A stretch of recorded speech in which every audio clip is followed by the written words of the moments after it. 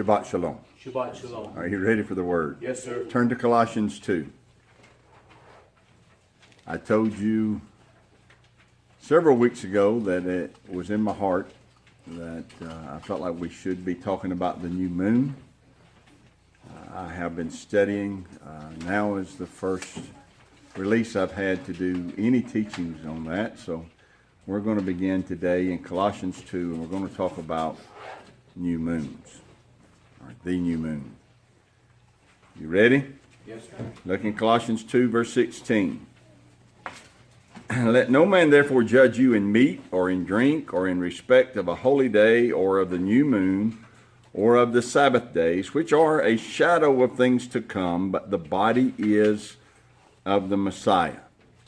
Now, speaking to Gentile converts here, Paul exhorts them to not allow their former friends and family to judge them now that they have left their pagan religion and come over into followers of the Messiah and keepers of Torah. Now, his exhortation is actually twofold. If you'll back up and look in verse 8, you'll see another exhortation here that he's given to them. Verse 6, he says, As ye have therefore received the Messiah, Yeshua HaMashiach, so walk ye in him, rooted and built up in him and established in the faith, as ye have been taught, abounding therein with thanksgiving. Beware lest any man spoil you through philosophy and vain deceit, after the tradition of men and after the rudiments of the world, and not after the Messiah. So here is his twofold exhortation. The first one is found here in these verses, where he says, do not allow men to spoil you. And that word actually means to seduce you. It means to lead you away as their booty. You know, warriors would go in and spoil a city. Right. They would take all of their loot. That's what's called booty. They'd take their loot, they'd take their riches, take everything they own out of there. They would spoil them. Well, Paul is saying you ought not allow men to do that to you, to seduce you and take away from you the riches that are yours in the Messiah, right. The riches that are yours in Torah. Men will try to steal that from you, right, and seduce you to go back to the junk that you once were a part of. Right. And it was junk. Yes. Understand? So he says, don't get pulled back into their religion and into its practices, because it's not from Yahweh, it is from men. Right? Torah is Yahweh's instruction, spoken by Yahweh and witnessed by millions that he spoke it. That's the point in Exodus, is not only did Yahweh speak to Moses, but there were millions of witnesses that saw it take place. Right. They saw that mountain on fire. They felt it quake. They could see the smoke. They were aware of his presence. They could hear his voice. They couldn't see his image because there is no image to see, but they could hear his voice. Torah came from Yahweh. Right. Understand? Yes. It is his instruction. He breathed it. Everything else, everything outside of Torah that is practiced as a religion comes from the minds and the hearts of men. Right. Everything else. Right. If it doesn't line up with Torah, it doesn't line up with truth. Right. Torah is truth. So men will try to seduce you. Now notice how they will try to seduce you. He says through four things there. Philosophy. Philosophy is to love wisdom. That's what that word means, a lover of wisdom. Now that sounds good on the surface, right? Who wouldn't love wisdom? But it's not good, because this is a reference to men who are deciding that they're going to figure things out instead of believe things. Right. Instead of reading Torah and just believing it, they're going to get together, put their minds together, study creation, study the universe, try to think it out and figure it out, and call whatever theories they come up with wisdom. Yeah. And so Paul says that they will philosophize. They'll come up with their theories, and they'll try to use those to seduce you back to believing that what they're doing makes sense. All right? He next mentions vain deceit or empty delusions. They have ideas that they promote as if they are truth, but they're not truth. They are empty delusions. They have deluded themselves, deceived themselves, and these deceptions are empty. They come up with ideas such as, I'm just going to say it, they come up with ideas such as Christmas and Easter and Sunday worship and convince people that these things are the way that wise people honor the Messiah. Paul is calling those things empty delusions. But their ideas are empty. They are deceits which are created by deceitful people. The next thing they use is what? To seduce people. What's the third thing? Tradition. A tradition is something that's transmitted from one generation to the other. The word literally means to give something over. So by means of a teaching or by means of a ritual, a precept is given over from one generation to the next. So Paul says men will use traditions to try to seduce you back to what you were a part of. In other words, if you dare question the validity of what they're doing, this is always their fallback stance.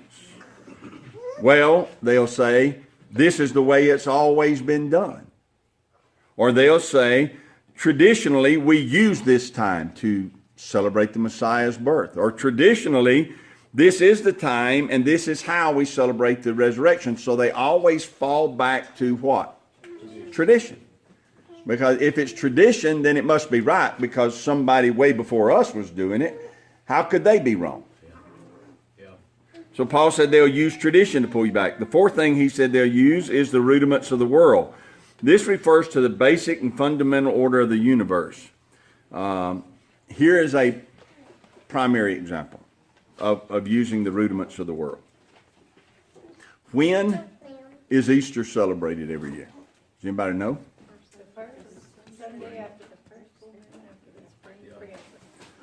First Sunday after the first full moon, after the spring equinox. So they have tied this thing to the rudiments of the world, to the basic fundamental order of the universe.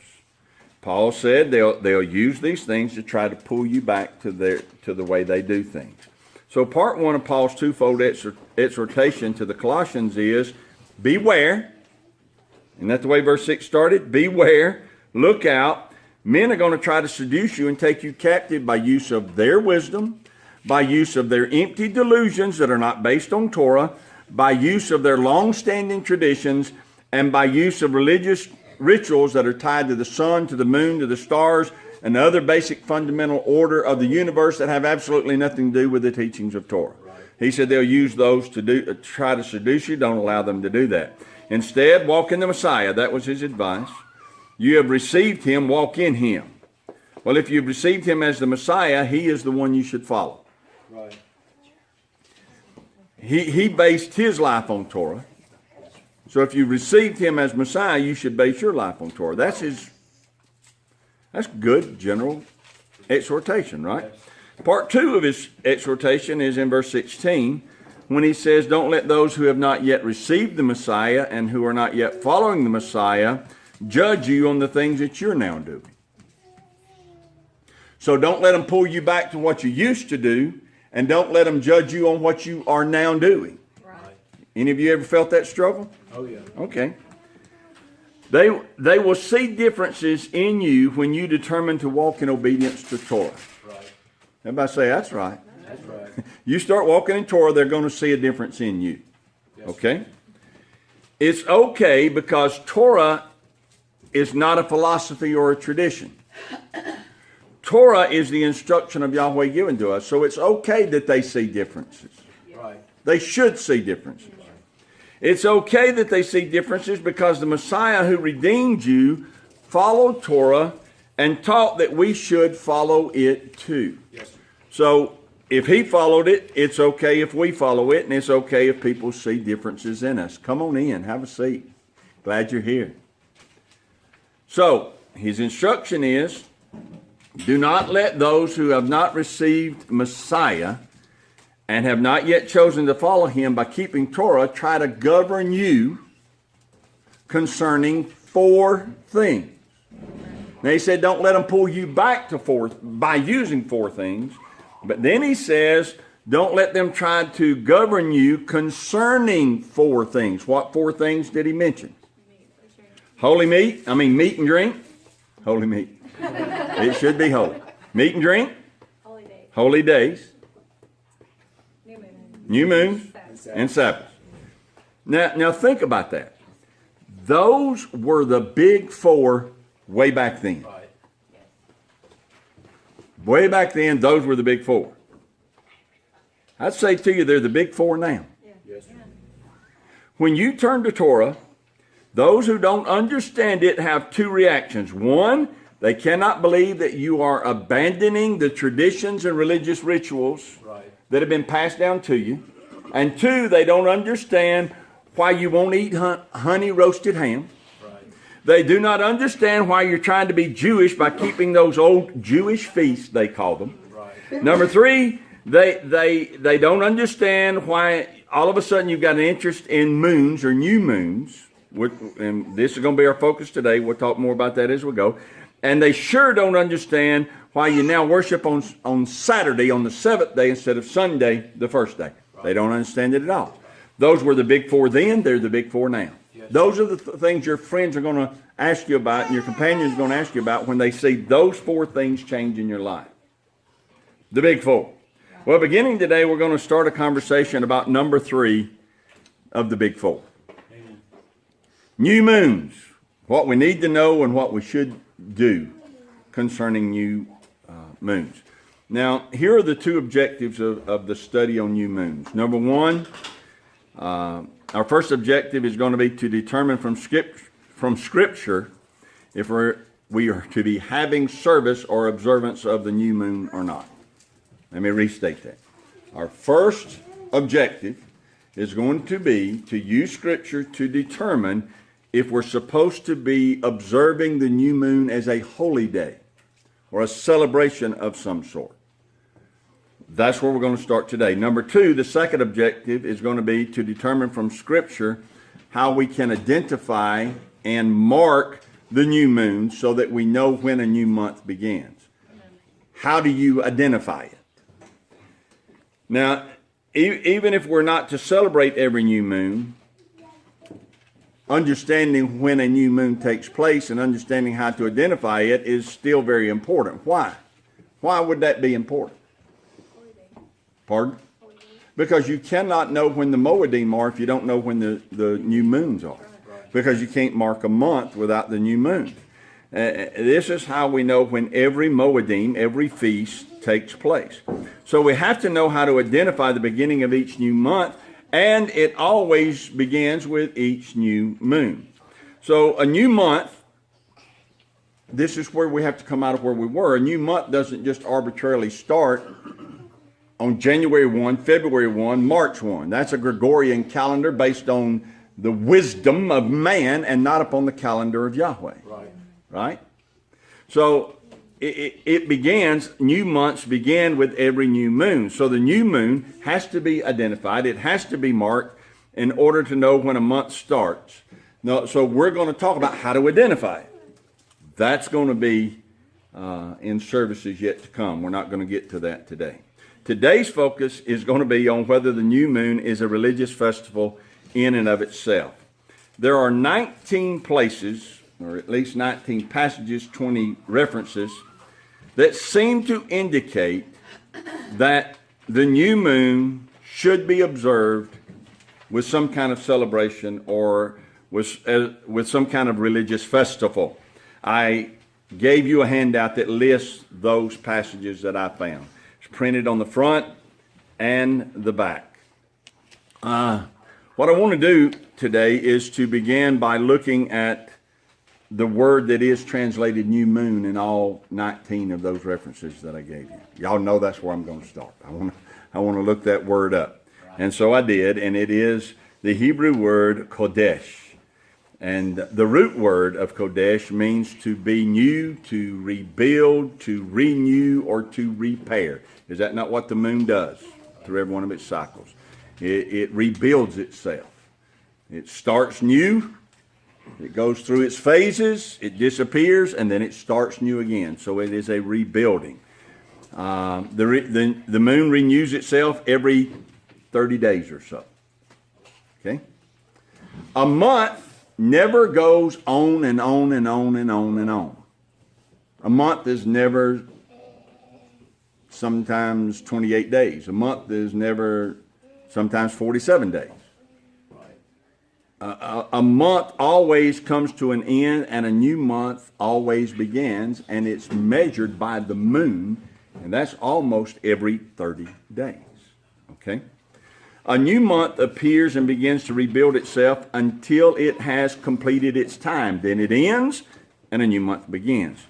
Now, again, not based on the Gregorian calendar that we use, because the Gregorian calendar that we use, it can start a month. It could start December the 1st. We're about to come up on that. It can start December the 1st right in the middle of a moon phase. Right. Are you with me? You understand? But not Yahweh's calendar. A month begins with a new moon. Important we understand that. So let's go to Genesis 1 for a moment.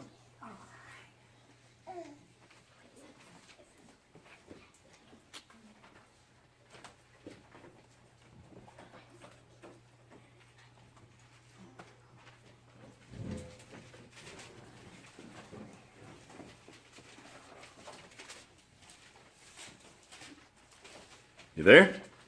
Look in verse 14. And Elohim said, let there be lights in the firmament of the heaven to divide the day from the night. Let them be for signs and for seasons and for days and years.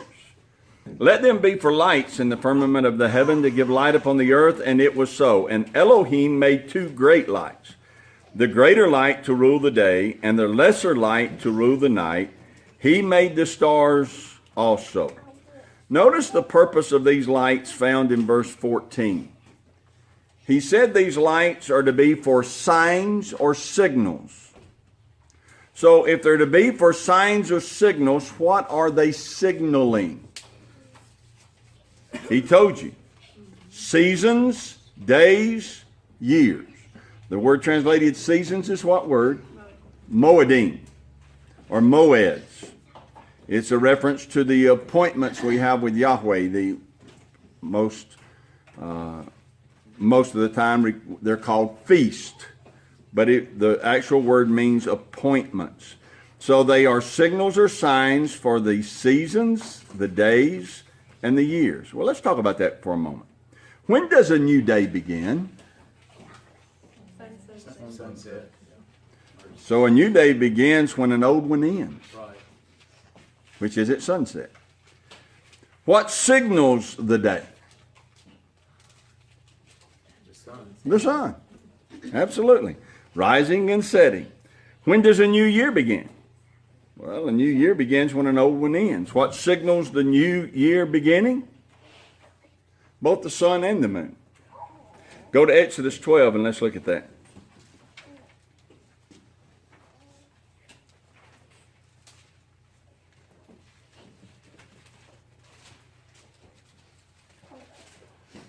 Exodus 12 says this, verse 2. This month shall be unto you the beginning of months. It shall be the first month of the year to you. The new moon that comes during the time when the wheat is in the state of Abib will mark the beginning of a new month that is the first month of the year. And so the sun has got a lot to do when that wheat comes into Abib, when the year is cycling, but the month is marked by the new moon appearing, or the new moon coming into existence, and the wheat being in Abib. Then you mark that and say, okay, this is the first month of the year, and then you start counting your year from that point forward. All right, it says here we're going to mark Moedim, days, and years. When does an appointed time begin? We're told that the lights in the heavens will signal for us the appointed times of Yahweh. So how do we know when every moed will take place? we have to know when a month starts, and we have to know when a month starts by the moon. Right. When there's a new moon, a new month starts. So now we count. Okay, if this is the first one, then I know that there are certain things that certain appointments I'm supposed to have with Yahweh during that first one. Right. Okay, and then it tells me how to mark it from that point forward to all the rest of them. I just keep up with it by the moon and count the days. Right? So the moon helps me know when all of Yahweh's appointed time is. Every Moedim is fixed in time based upon the establishment of each and every month. Well, no wonder Satan has worked ferociously to get men away from Yahweh's calendar and to confuse the thing, right? If you follow man's calendar today, you can never know when the appointed feasts are. It is impossible following man's calendar to know when the appointments are. If you don't know when the appointments are, you're going to miss them. Right? They are based upon the observance when I say they, I'm talking about the Moedim. The Moedim are based upon the observance of the moon. Right. And the sun to a lesser degree, but of the moon. So we have established that we cannot overemphasize the importance that the moon plays in our being able to keep Torah. Have we not? I mean, do you understand what I'm saying to you? Yes. You cannot overemphasize the importance the moon plays in our being able to keep Torah. If we know nothing about the moon, we cannot possibly observe any Moedim, any appointment, any feast with Yahweh. If we know nothing about how each month begins, when a new moon begins, then we cannot possibly calculate the correct day to keep any feast. Right. Impossible. No wonder Paul told the Colossians, in your old lives, you didn't have to bother with new moons and new months. Now you do. Let no man judge you. Don't let any man tell you it's ridiculous or silly, because it's neither. It's actually essential. For you need to know about new moons because it is essential for you to be able to walk in Messiah and walk in Torah. Yes. Is that not what he told them in Colossians 2, 6, 7, 8? You have received him, you need to walk in him. You cannot walk in him as he did in keeping Torah if you don't understand new moons. So he says to these Colossians, don't let any man judge you concerning this, even though in your Gentile existence you didn't need to know about them. Now you do. Well, that's where we start. Right. Understanding that the new moon or the new month is essential to our walking in step with our Messiah and walking in obedience to Torah. We have to know it's essential, and we have to know that we have to become more personally aware of its place in our walk. We personally had to become more aware of it. But the question before us this morning is this one: are we to mark every new moon with a celebration of some kind? Do these 19 references I've handed you indicate that we should? Does Colossians 2:16 indicate that we should? I have some preliminary thoughts that I'm going to share with you. I know I have a lot more studying to do on the subject. And I am aware of how I will one day give an account of every word that I speak. And therefore it's of the utmost importance that I divide the word of truth correctly. And that brings a reverence to this approach, to this study. I'm aware that when I share my understanding of what I have studied, many will not know one way or the other whether I'm correct or not, and they will not care to find out. I know that when I share my understanding of what I studied, many will agree with what I say. But I also know many will disagree, and some strongly disagree. That type of scenario always makes teaching an adventure.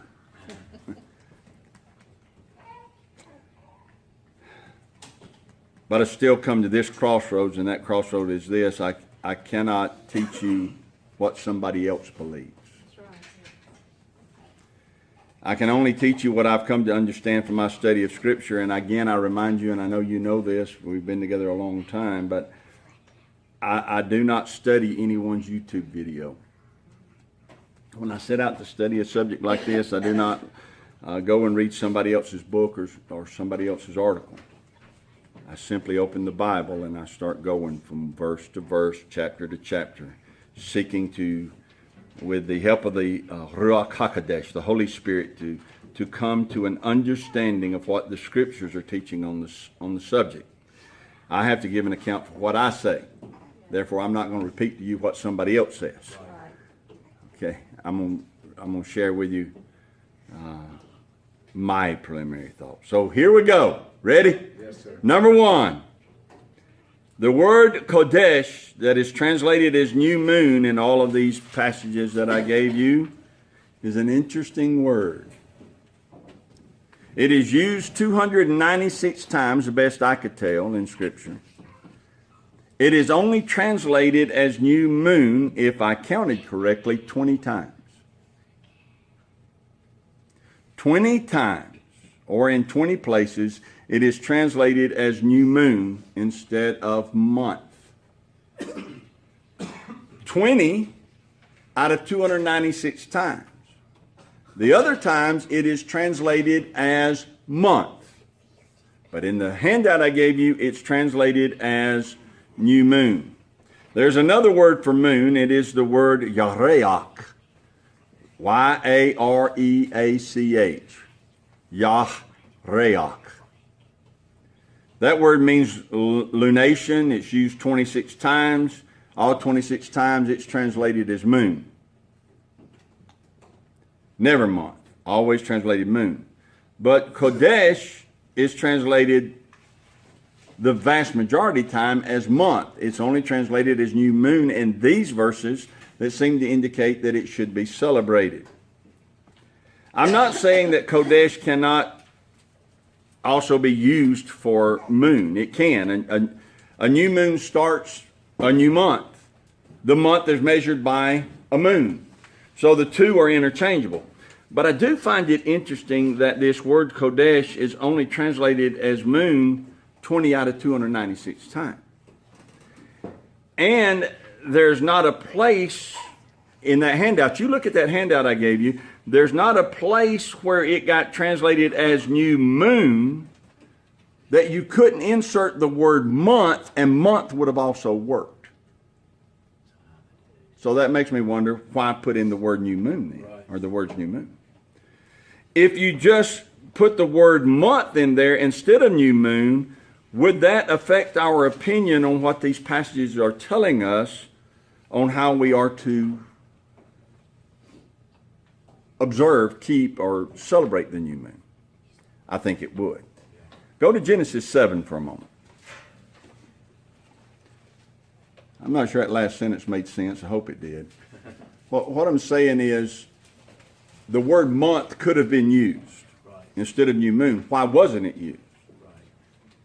And because they didn't use the word month, does the word new moon in its usage there indicate to us something different than had they used the word month? In other words, if we just read the word month there, we wouldn't have thought, well, this is a special day we need to celebrate. Right. But when you read the word new moon, you think, oh, this is a special day that we are to mark as holy and celebrate. Are you with me? Go to Genesis 7. Verse 11, it says, in the 600th year of Noah's life, in the second month, in the 17th day of the month, the same day were all the fountains of the great deep broken up, and the windows of heaven were opened. Twice you see the word month, twice it is the Hebrew word Kodesh. The word used there is not new moon. Now you could insert new moon in that first one up there and say in the 600th year of Noah's life, in the second new moon. That would fit. But it wouldn't fit in the next one, in the 17th day of the new moon. So that wouldn't fit. It's the 17th day of the month. What month? The second month. Are you with me? Yes. Look in chapter 8, verse 4. And the ark rested in the 7th month on the 17th day of the month upon the mountains of Ararat. And the waters decreased continually until the 10th month. And the 10th month, that word month is in italics, which means it wasn't originally there. In the 10th month, on the first day of the month, were the tops of the mountains seen. So 4 times in those 2 verses, the word Kodesh is used, and all 4 times they translated it as month instead of new moon. Again, the word month fits better than the word new moon would have. You wouldn't, it just really doesn't fit to say, and the ark rested in the 7th new moon. You could, but it just makes more sense to say in the 7th month on the 17th day of that month. So, and you can run the references yourself. You'll find over 250 of these references where that word is translated as month. So when I look at the 19 references that I gave you in the handout where new moon was chosen as a translation, I have to wonder why, if the word month would have worked just as well. Look at 2 Chronicles chapter 8. It's actually on that handout if you just want to look at it on the front page about halfway down, I think. 2 Chronicles chapter 8 verse 13 says this, even after a certain rate every day, offering according to the commandments of Moshe on the Sabbaths and on the new moons and on the solemn feasts 3 times in the year, even in the feast of unleavened bread and in the feast of weeks and in the feast of tabernacles. Now, you could put months there just as easily as new moons. There's no translation. If you look up the word new month, there's no translation for new month. So Kodesh isn't translated as new month, but here it's translated as new moon instead of just moon. Why not just translate it as moon instead of month? But you could go through all 20 of these places just like this, and the word month would fit. We could say, even after a certain rate every day, offering according to the commandment of Moshe on the Sabbaths and on the months and on the solemn feast 3 times in the year. You could use the word months. It's not going to damage that verse. So let me just stop there and move on by saying this. My first preliminary thought is, why did they translate Kodesh as new moon instead of new month, or month 20 out of 296 times? Why did they do that? And the answer seems to be that in these 20 times there was or there is some kind of religious activity that takes place on the new moon. Now, that causes me to wonder this. Is that what is being said, that there is a religious activity taking place?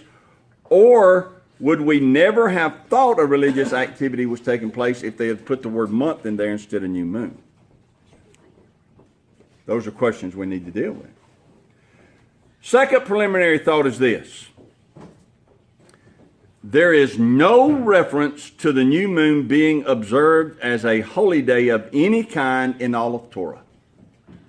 Those 20 references to the new moon are not only different translations than normal of the word Kodesh, they are outside of Torah. They are in Tanakh.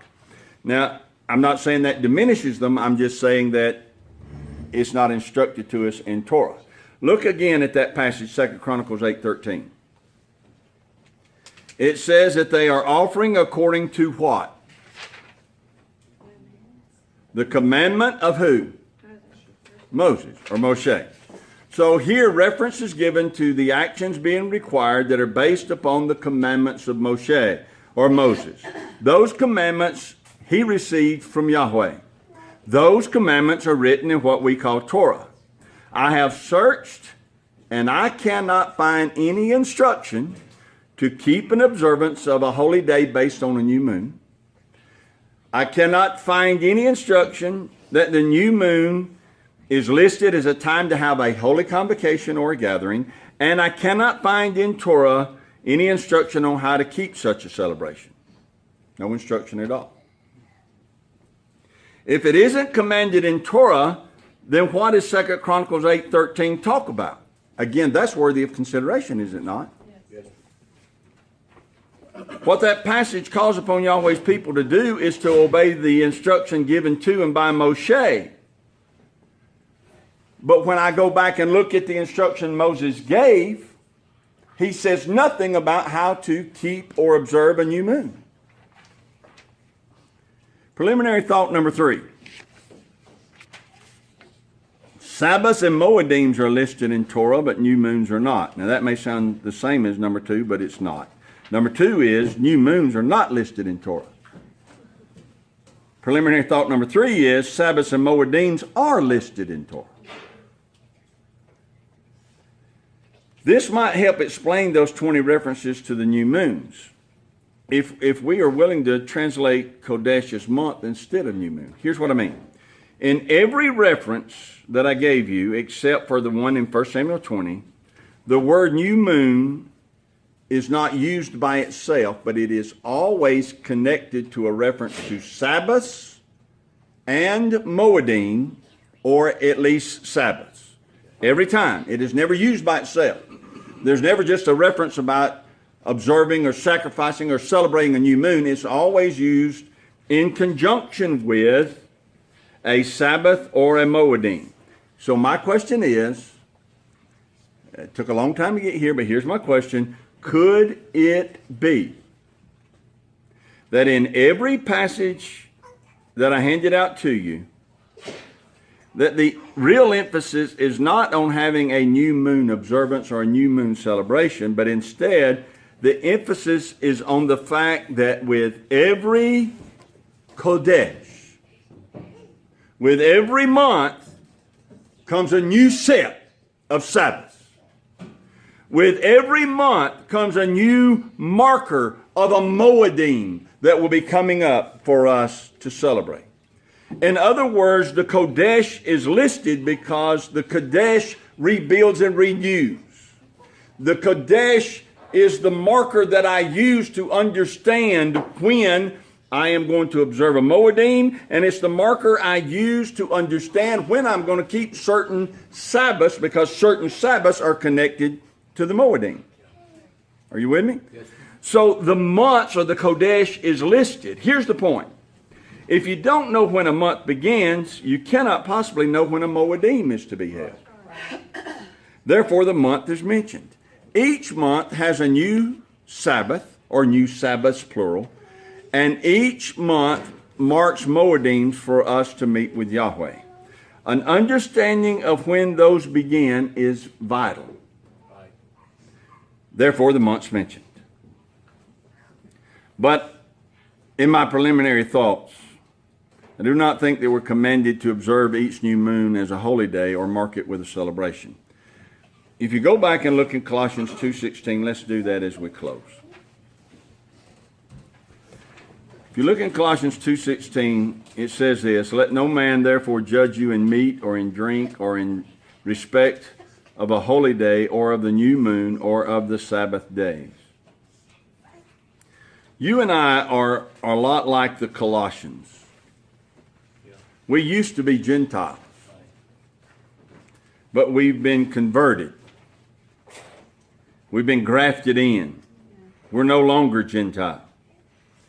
Our calendar and our celebrations that we had before coming to Messiah had nothing to do with Torah. Right. So it's no wonder we had some weird celebrations. No wonder we did a lot of weird things. No wonder a lot of what we did was connected to paganism. Right. Right? We were Gentiles, alienated from the commonwealth of Israel. Right? So we came out of that, meaning we're having to learn about Yahweh's calendar. Right. And we have to learn about Yahweh's Moedim. And we are learning that you cannot know when those holy appointments are except by knowing when Yahweh's months began. And we're learning that you cannot know when some Sabbaths are except by knowing when a month begins. So we cannot let men judge us for seeking to understand and walk in these truths. We cannot let men judge us or govern us because we're now showing an interest in moons. Right. When the new moon starts and how long it lasts and when it goes away and when a new one's rebuilt and a new one starts. We are interested in it because it's essential that we know it. We have to know the big four. And what are the big four? What did he say the big four was in Colossians 2? I mean, after you come to the Messiah and you say, I'm going to follow him, what are the big four you've got to know and make sure that you don't get distracted from and detour from? You got to know what food is. Right. Yeah. Right. Because in the old life we walked away from, we didn't know what food was. We were eating stuff that was the world's garbage bins, not food. Right. Right. So we have to know what food is. We have to know about the appointed times of Yahweh. And we have to know about the Sabbaths. And we have to know about how the moon marks the months. Without that knowledge, we can never keep those appointed times that are listed. Those are the big four. But I am not convinced that we should mark the new moon as a holy day of any kind. I am convinced that its importance is essential. It is a marker. It is a sign according to Genesis 1. And as such, its importance cannot be overstated. But there is no commandment to do anything with it other than to know that it marks the beginning of every new month. That's all I want to say today. We'll come back. We'll take that handout. Hold on to that handout. Because what we'll do is we'll hold on to that handout. Come back next week. We'll start going passage by passage. We'll start looking at those and see if truly they're telling us to have a new celebration, or if they're just telling us that it's important for us to know when a new month begins. You can stand to your feet.